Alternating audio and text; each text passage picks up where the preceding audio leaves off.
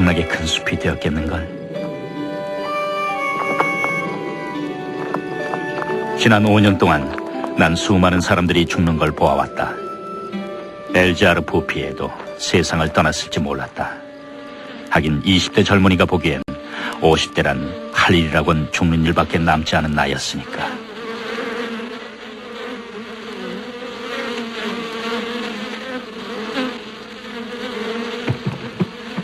하지만 그는 살아있었다. 하는 일도 그대로였다. 양은 4마리밖에 안 남았지만 대신 벌통을 100개 이상이나 치고 있었다. 그는 양들이 나무에 피해를 줘 팔아버렸다고 했다. 전쟁도 그를 막지는 못했다. 그는 조용히 나무만을 심어왔다는 것이다. 1910년에 심었던 참나무들은 10년이 지난 지금 노인이나 나보다도 크게 자라 있었다. 난 그 멋진 모습에 넋을 잃고 말았다. 여전히 그는 말이 없었다. 우리는 하루 종일 아무 말 없이 숲속을 거닐었다.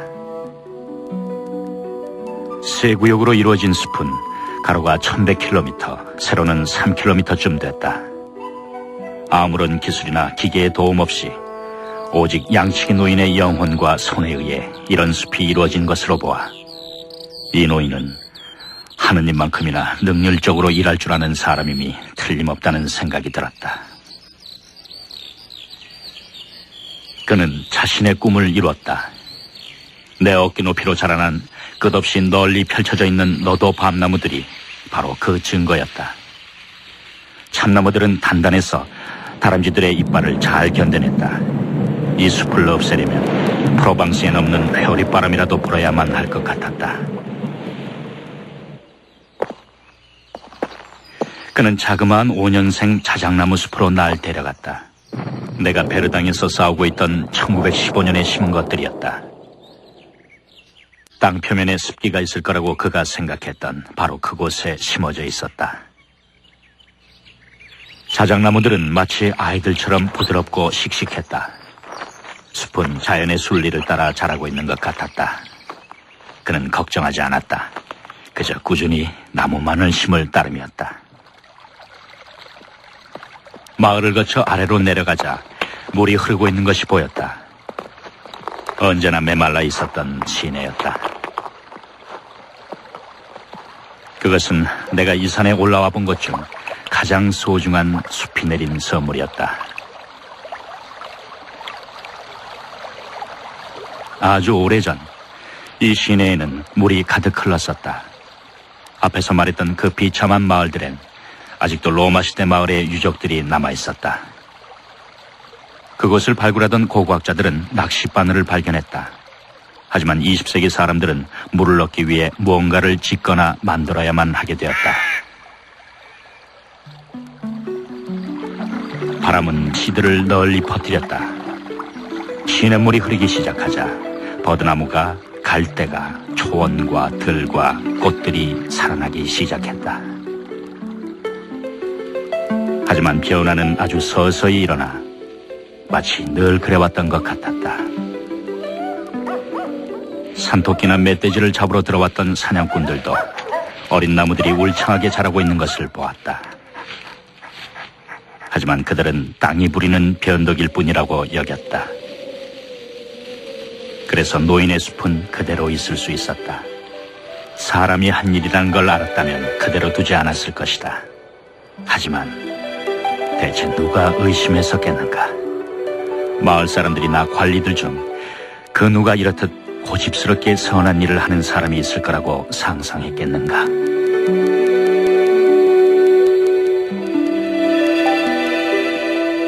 (1920년) 이래로 난 매년 거르지 않고 엘자르 부피에를 찾아갔다. 그는 지치는 법도 없이 꾸준히 나무를 심을 뿐이었다. 하느님은 그에게 이미 천국을 보여주셨던 게 틀림없었다. 난 그의 고통에 대해선 생각해보지 않았다.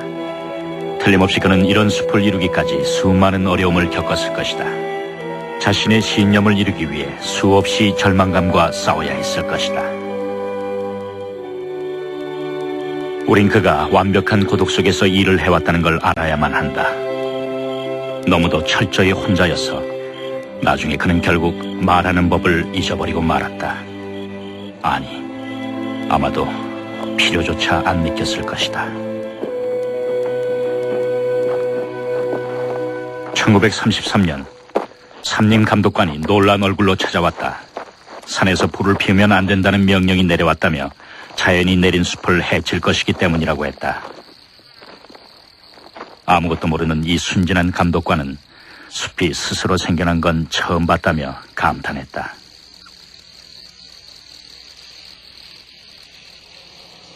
(1935년엔) 정부 관리들로 이루어진 대표단이 자연이 내린 숲을 조사하기 위해 찾아왔다. 그들 중에는 삼림부 고위 관리들과 몇 명의 국회의원들, 그리고 전문가들도 있었다. 그들은 의논하고 또 의논했다. 결국 뭔가 조치를 취하기로 결정했다. 다행히도 한 가지 반가운 일만 빼곤 아무 일도 실행되지 않았다. 숲은 정부 관리 책임하에 들어가게 됐고 숲 굽는 일은 금지됐다.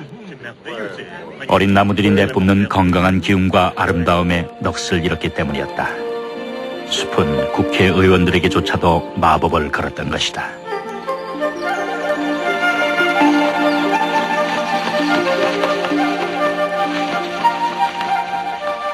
그 정부 대표단 관리 중 내 친구 한 명이 있었다. 난 숲의 비밀에 대해 말해주었다.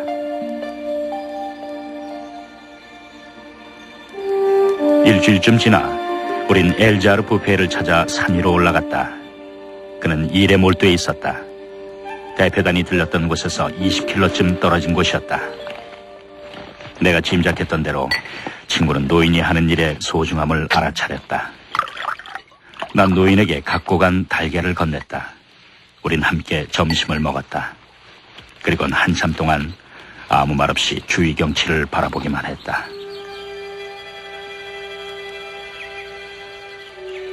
언덕을 올라갔다. 그곳은 우리 키의 4배 정도로 자라난 나무들로 덮여 있었다. 1913년 당시 모습이 생각났다. 황무지였었다. 그러나 꾸준한 노동, 산 위의 맑은 공기, 소박한 생활, 무엇보다도 노인의 평온한 영혼 덕분에 그는 자신이 이루고자 했던 모든 걸 얻을 수 있었던 것이다. 그는 신이 내린 일꾼이었다. 얼마나 더 나무를 심을 계획인지 알 수 없었다. 숲을 떠나면서 친구는 그 땅에 가장 잘 맞는 나무 종류에 대해 가볍게 조언했다. 하지만 강요하진 않았다. 산을 내려오면서 그가 말했다. 노인이 나보다 훨씬 더 잘 알고 있더군. 줄곧 생각하고 있었던 듯 1시간쯤 후 그가 또 말했다. 그는 이 세상 누구보다도 잘 알고 있어. 인생을 행복하게 살 수 있는 방법을 말이야. 이 친구 덕분에 숲뿐만 아니라 엘자르 부피의 노인의 행복도 지켜질 수 있었다. 단 한 번 위험했던 적이 있었다. 1939년 2차 세계대전 때였다. 나무를 사용하는 자동차 기관 때문에 나무가 모자라게 되었다. 그러자 사람들은 참나무를 베어내기 시작했다. 하지만 숲이 깊어 운반이 불편하자 경제적으로 손해인 것이 드러났다. 사람들은 떠났다.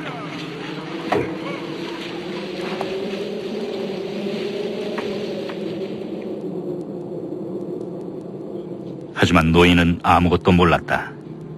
1914년에도 그랬다. 이번에도 전쟁이 아랑곳하지 않고 숲속에서 조용히 일할 뿐이었다.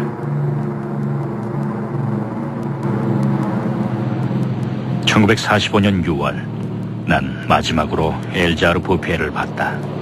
그때 그의 나이 87이었다. 난 옛날엔 황무지였던 그곳을 다시 찾아 나섰다. 전쟁이 남기고 간 혼란에도 불구하고 그곳엔 듀랑 골짜기와 산 사이를 오가는 버스가 있었다. 버스가 너무 빨리 달려서 그런 탓인지 내가 옛날에 처음 왔을 때 걸었던 길을 더 이상 알아볼 수가 없었다. 마을 이정표를 보고 나서야 비로소 그토록 황량했던 바로 그곳에 내가 와 있다는 사실을 깨달았다.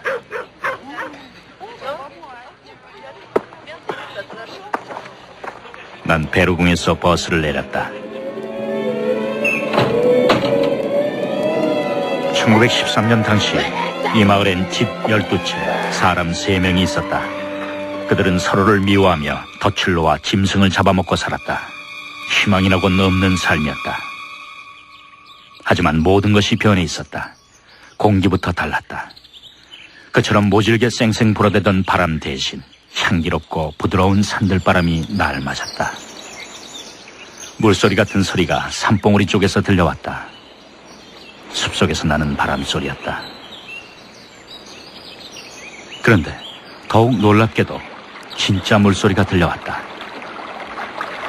물이 흘러내리도록 마을 사람들이 만들어 놓은 샘터였다. 그 곁엔 너무나도 감동스럽게도 보리수가 심어져 있는 게 보였다. 그건 마치 부활의 상징과도 같았다.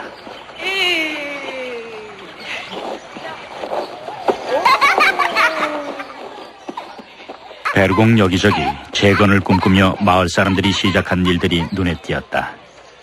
희망이 다시 살아난 것이었다. 잿더미는 치워지고 부서진 담들이 다시 지어지고 있었다. 새로 칠한 집들 주위엔 갖가지 야채와 꽃들이 골고루 가지런히 심어져 있는 정원들이 있었다. 양배추와 장미, 금어초와 백합, 샐러리와 아네모네가 함께 있었다. 누구나 살기를 꿈꾸는 곳으로 변해 있었다. 여기서부터 난 걸어가기로 했다. 전쟁이 끝난 지 얼마 안 돼 산은 아직 활력을 되찾지 못했다.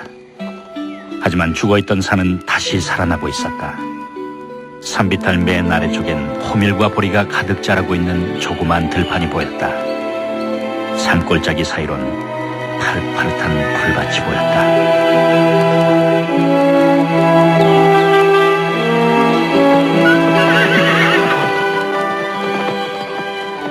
이로부터 8년 후 산 전체는 자연이 선사해준 건강한 생명력으로 넘쳐 흘렀다. 1913년에 보았던 무너진 직터 위엔 이제 깨끗한 농가들이 사이좋게 들어서 있었다. 모두들 행복하고 만족한 모습이었다. 고대로부터 내려온 샘들은 눈과 비를 잘 보존해준 숲 덕분에 다시 흘러내리기 시작했다. 단풍나무 숲 사이에선 샘에서 떨어져 내린 물이 융단처럼 깔린 바카잇들을 적시고 있었다. 마을은 천천히 다시 일어서고 있었다.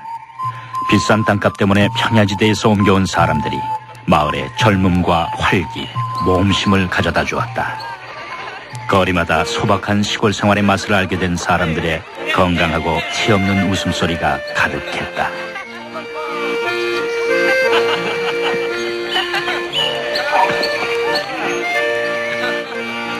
옛날부터 이곳에 살아왔지만 지금은 새 사람처럼 달라진 마을 사람들과 새 이주자들까지 합치면 10,000명 이상의 사람들이 엘자르 부피의 덕분에 행복을 되찾은 것이었다.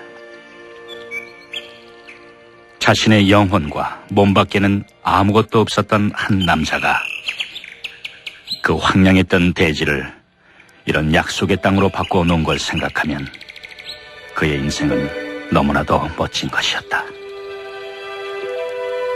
이 모든 걸 가능케 한 그의 신념과 인내, 그리고 아낌없는 영혼을 생각할 때마다 내 가슴은 그 노인을 향한 말할 수 없는 존경심으로 가득 차오른다.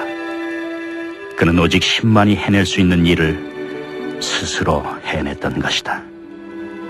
엘자르 부페는 1947년 반웅에서 평화로이 눈을 감았다.